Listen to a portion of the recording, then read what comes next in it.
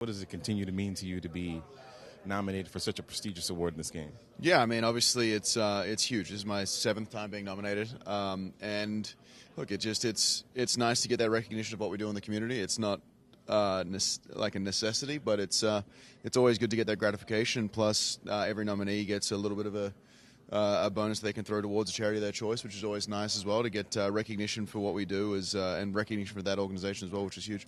7 years in a row now. I don't know if it's quite 7 years in a row. I think I had 17, missed 18, 19. There wasn't one in 20, and then the last 5. But 7 years total. Yeah. What have you been able to do with that contribution to the charitable foundations of your It's been phenomenal. Obviously, we've chopped and changed a little bit with which designation it goes to, which is also something that I really pride myself on. It's not just going to a singular place. It's we have a bunch of different passions that we support and a bunch of different passions that we really advocate for, and that's one thing that we're really proud of. Unfortunately, we couldn't do this yesterday. For some reason, we didn't play on Roberto Clemente Day, which I think is a travesty, and the fact that I think that every team should play on September 15th every single year. It's one of the bigger days in our game, and I think that that needs to be rectified at some point here shortly.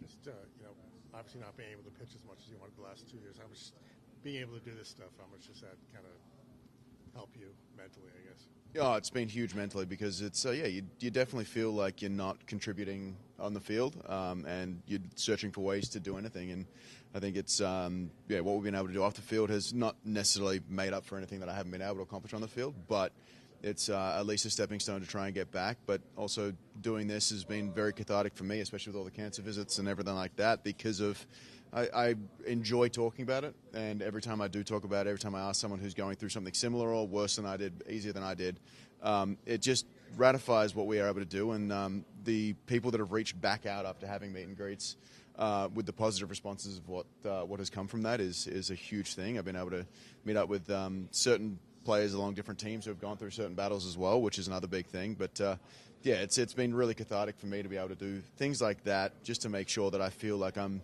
contributing as much as I can to not only the team and the organization, but society in general. Just like out there in BP every day, you always see you in front of the kind of corrals of people. Like, what are the different kind of? Is it just like different groups all the time? Yeah, so generally it's through the ones at home are through Dana-Farber and the Jimmy Fund. I like to work a lot with the Young Adult Cancer Ward because, unfortunately, as all ages go, it tends to be the kind of least talked about a little bit. But also it's that stage where you're moving out of home, you're starting college, you're in high school, you're starting a career, and you may not necessarily have the avenues or the outlets to be able to talk to people about it because you are new in a certain area and people don't really want to ask about it. So having a conversation with that and getting people to, like, hey, be willing to talk about it, get people to ask questions, get people to, I mean, it sounds a little crass, but joke about it a little bit, because at the end of the day, like, the mind is such a powerful thing. And if you can change that and flip that into a positive mindset, it's amazing the repercussions that it has through treatment plans and the amount of people that have, quote unquote, had miracle diagnoses after just being willing to talk about it, being open about it, sharing about their story, and it's incredible. So it's the main goal of that is to just raise that positive mindset and remove the stigma from the words cancer, chemo, and radiation.